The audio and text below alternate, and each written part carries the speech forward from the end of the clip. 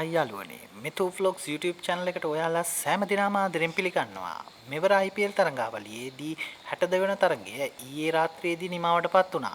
තරඟය පැවැත්වුණේ වනිදු හසරංග සමගින් මහේෂ් තීක්ෂණ ඇතුළත් රාජස්ථාන් කණ්ඩායම සහ මතීෂ පතිරණ ඇතුළත් චෙන්නයි සුපර් කිංස් කණ්ඩායම අතරයි. ඒ අනුව වනිදු හසරංග සමගින් මත්තිරණ සිය කණ්ඩායම් වෙනුවෙන් ක්‍රීඩා කළා. තරගයේ කාසිවාසිය ජයග්‍රහණය කළ රාජස්ථාන් කණ්ඩායම පළමුව පන්දුවට පහර දීමට චෙන්නයි කණ්ඩායම වෙත ආරාධනා කළා. ඒ අනුව චෙන්නයි කණ්ඩායම පන්දු වාර 20 අවසානයේදී කඩලු 8ක් දැවි ලකුණු 187ක් රැස් කළා. චෙන්නයි කණ්ඩායමේ පළමු විකට් දෙක ලකුණු 12ක් තුලදී බිඳ වැටුණා. ඉන් අනතුරුව චෙන්නයි කණ්ඩායමේ පළමු විකට් පහම ලකුණු 78ක් තුලදී බිඳ වැටුණා.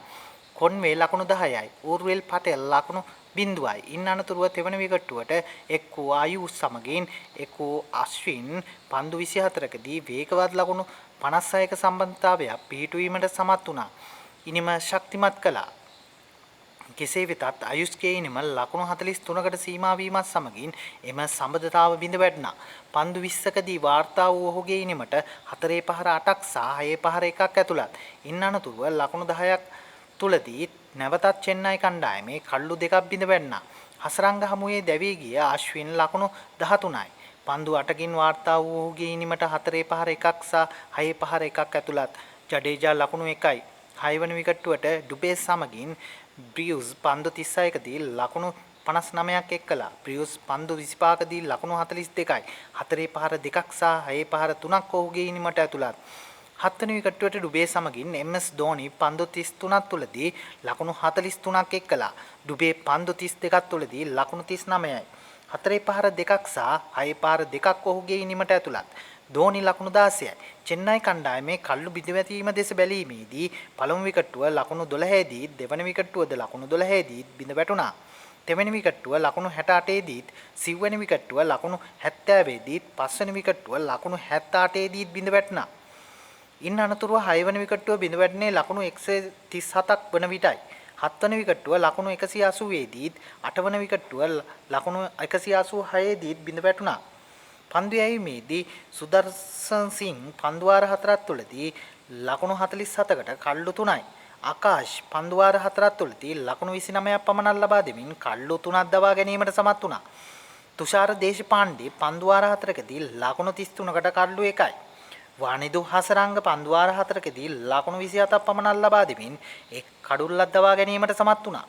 වනිදු හසරංග ඉනිමේ 7 වන පන්දු වාරයේ කැඳවීමට රාජස්ථාන් නායකයා තීරණය කළා.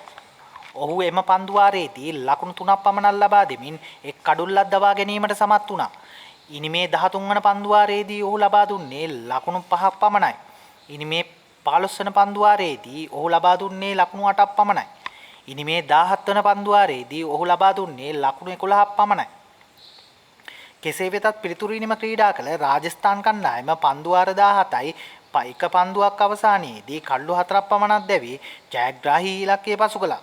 රාජස්ථාන් කණ්ඩායමේ පළමු විකට්ටුව වෙනුවෙන් ජයිස්වාල් සමගින් සූර්යවංශී පන්දු 22ක් තුලදී ලකුණු 37ක් සමතාවයක් පිහිටුවීමට සමත් වුණා. ජයිස්වාල් පන්දු 19කදී ලකුණු 36යි.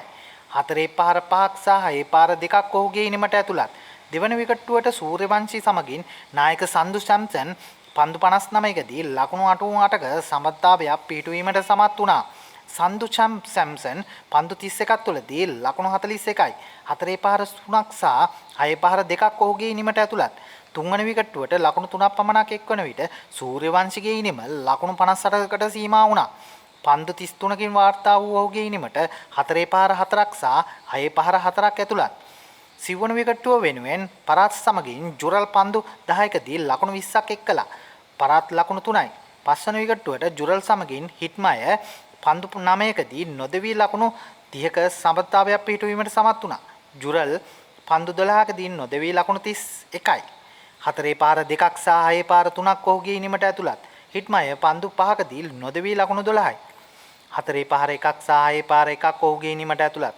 රාජස්ථාන කණ්ඩායමේ කල්ලු බිඳ වැටීම දෙස බැලීමේදී පළමු විකට්ටුව ලකුණු 37 දී බිඳ වැටුණා. දෙවන විකට්ටුව ලකුණු බිඳ වැටුනේ ලකුණු 135ක් වන විටයි. දෙවන විකට්ටුව ලකුණු 138 දී සිව්වන විකට්ටුව ලකුණු 158 දී බිඳ වැටුණා.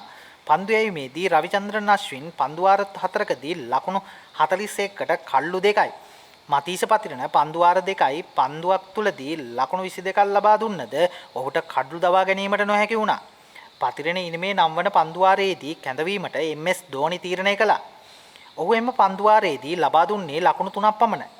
ඉනිමේ 13 වන පන්දු වාරයේදී ඔහු ලකුණු 13ක් ලබා දුන්නා. ඉනිමේ 18 වන පන්දු වාරයේදී එක් පන්දුවක් පමණක් ක්‍රියාත්මක කළ මතීෂ පතිරණ 6 පාරක් එල්ල කිරීමට රාජස්ථාන් කණ්ඩායම සමත් වුණා. තරඟාවලියට අදාළව අද දිනේ පැවැත්වීමට නියමිතව ඇත්තේ එක් තරඟයක් පමණි. තරඟය පැවැත්වෙන්නේ මුම්බායි ඉන්දියන්ස් කණ්ඩායම සහ දිල්ලි කණ්ඩායම අතරයි. තරඟයේ මෙරට වේලාවෙන් රාත්‍රී 7:30ට ආරම්භ වීමට නියමිතයි. මේ වගේ අලුත් වන තොරතුරුත් එක්ක අපහා රැඳෙන්න ඔබට සුබ දවසක්.